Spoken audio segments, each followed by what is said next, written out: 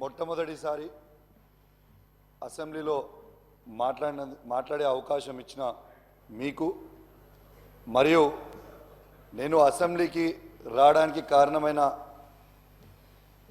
మా గౌరవ BRS party అధ్యక్షుడు కేసీఆర్ గారికి హుజరాబాద్ ప్రజలందరికీ కూడా నా ప్రత్యేకంగా ధన్యవాదాలు తెలియజేస్తా ఉన్నాను. అధ్యక్ష,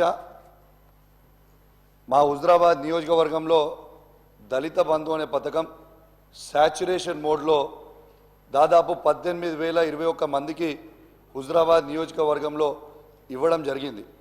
దీన్ని దాదాపు గ్రౌండింగ్ కూడా అయిపోయినాయి.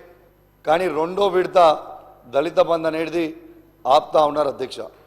ఇది దాదాపు 2,800 మందికి అధ్యక్ష హుజరాబాద్ నియోజకవర్గంలో రెండో విడత దళిత బంధుని ఆపుతా ఉన్నారు. కాబట్టి దయచేసి దాన్ని వెంటనే విడుదల చేయాలని కూడా కోరుతా ఉన్నాను అధ్యక్ష. ఇవి ఈ 2,800 మందికి రెండో విడత దాదాపు 5 లక్షల రూపాయల దాకా రావాలి అధ్యక్ష. దాని తర్వాత దీంట్లో ఫైనాన్షియల్ ఇంప్లికేషన్స్ కూడా గవర్నమెంట్కి ఏమీ లేవు అధ్యక్ష. ఈ డబ్బు ఆల్రెడీ ఆ బెనిఫిషరీ అకౌంట్లో ఆల్రెడీ డిపాజిట్ అయి ఉంది అధ్యక్ష. కేవలం దాన్ని రిలీజ్ చేస్తే అయిపోతుంది అధ్యక్ష. దాంతోపాటు దాదాపు 50,000 నుంచి 1,00,000 రూపాయల వరకు దాదాపు ఒక 3,000 మంది వరకు రావాల్సింది ఉంది అధ్యక్ష. దయచేసి వాళ్ళందరిది కూడా వెంటనే విడుదల చేయాలని దయచేసి రిక్వెస్ట్ చేస్తూ ఉన్నాను అధ్యక్ష. ఎందుకంటే నిన్నగాక మొన్న ఈ రెండో విడత రాదేమో అని ఒక ఆందోళనతోని ఒక పేద దళితుడు శ్రీనివాస్ అని అమలా అని ఇద్దరు ఆత్మహత్య ప్రయత్నం చేశారు అధ్యక్ష. దయచేసి ఆ డబ్బు వాళ్ళ అకౌంట్లో ఉంది కాబట్టి దయచేసి అది వెంటనే విడుదల చేయాలి అధ్యక్ష. దళిత బంధు అనేది ఎంత గొప్ప స్కీమ్ అంటే అధ్యక్ష, ఇలా దాదాపు హుజరాబాద్ నియోజకవర్గంలో ఇలా దాదాపు 20,000 నుంచి దాదాపు 3 లక్షల రూపాయల వరకు కూడా సంపాదించుకుంటున్న దళితులు ఇవాళ హుజరాబాద్ నియోజకవర్గంలో ఆ పరిస్థితి ఉంది. కాబట్టి దయచేసి అది వెంటనే విడుదల చేయాలని మీ ద్వారా గౌరవ మంత్రి గారిని కోరుతా ఉన్నాను అధ్యక్ష. అదేవిధంగా అధ్యక్ష, హుజరాబాద్లో హాస్పిటల్లో 100 బెడెడ్ హాస్పిటల్లో ఐసీయూ కూడా మొత్తం అయిపోయి ఉంది అధ్యక్ష. దయచేసి దాన్ని కూడా వెంటనే ఓపెన్ చేపిస్తే సరిపోతుంది అధ్యక్ష. దీంట్లో ఫైనాన్షియల్ ఇంప్లికేషన్స్ కూడా ఏమీ లేవు, ఓపెన్ చేస్తే అయిపోతుంది అధ్యక్ష.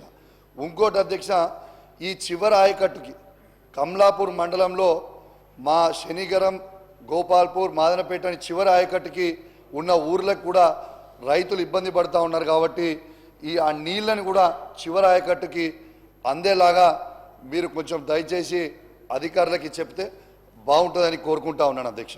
అధ్యక్ష, దీంతో పాటు అధ్యక్ష, ఒక యువకునిగా, ఒక యువ శాసనసభ్యునిగా యువత పక్షాన ఒక చిన్న అడుగుదామని మీ ద్వారా క్లారిటీ తీసుకుందామని అడుగుదామని అనుకుంటా ఉన్నాను అధ్యక్ష. అధ్యక్ష, పదే పదే గౌరవ ముఖ్యమంత్రి గారు పిసిసి ప్రెసిడెంట్ ఉన్నప్పుడు పదే పదే కేసీఆర్ గారి ప్రభుత్వం ఒక్క ఉద్యోగం కూడా ఇవ్వలే అని చెప్పారు అధ్యక్ష. కానీ అధ్యక్ష ఒక్క నిమిషం అధ్యక్ష, అధ్యక్ష ఒక్క నిమిషం, అరే అధ్యక్ష ఒక్క నిమిషం,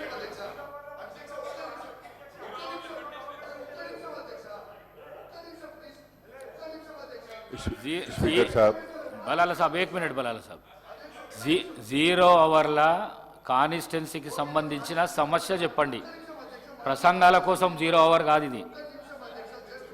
మాట్లాడు అధ్యక్ష. 1 మినిట్. ప్రతిదానికి లేవకండి మీరు దయచేసి. అధ్యక్ష, గౌరవ ఆ రోజు తెలంగాణ తొలి ముఖ్యమంత్రి అయిన కేసీఆర్ గారు 1,60,083 ఉద్యోగాలు ఇచ్చింది కూడా యావత్ తెలంగాణ ప్రజలకి, తెలంగాణ యువతకు కూడా ఈ అసెంబ్లీ ద్వారా తెలియజేస్తా ఉన్నాను. మీరు పదే పదే ఉన్నప్పుడు మీరు జీతాలు వేస్తున్నాం ఫస్ట్ క్లాస్, సెకండ్, థర్డ్ అని చెప్తా ఉన్నారు అధ్యక్ష. మరి 1,60,083 మందికి మీరు జీతాలు వేస్తున్నారంటే ఈ ఉద్యోగాలు కేసీఆర్ ఇచ్చినట్టే కదా అధ్యక్ష. నిన్న కూడా మీరు ఇచ్చిన 15,750 ఉద్యోగాలు, ఆ ఉద్యోగాలు తెలంగాణ తొలి ముఖ్యమంత్రి అయిన కేసీఆర్ గారు ఇచ్చింది.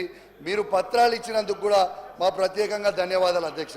కానీ అధ్యక్ష ఒక్క నిమిషం అధ్యక్ష, కానీ అధ్యక్ష దీంతో పాటు అధ్యక్ష మా 2,32,308 ఉద్యోగాలు కాకుండా అదనపు 2 లక్షల ఉద్యోగాల జాబ్ క్యాలెండర్ మీరు విడుదల చేయాలి. ఇలా కేసీఆర్ గారు ఇచ్చిన ఉద్యోగాలు మేము ఇస్తున్నమాట మీరు క్రియేట్ చేసి ఇవ్వడం కూడా కరెక్ట్ కాదు. మీరు దయచేసి అదనపు 2 బలాలా లక్షల సాబ్. ఉద్యోగాలు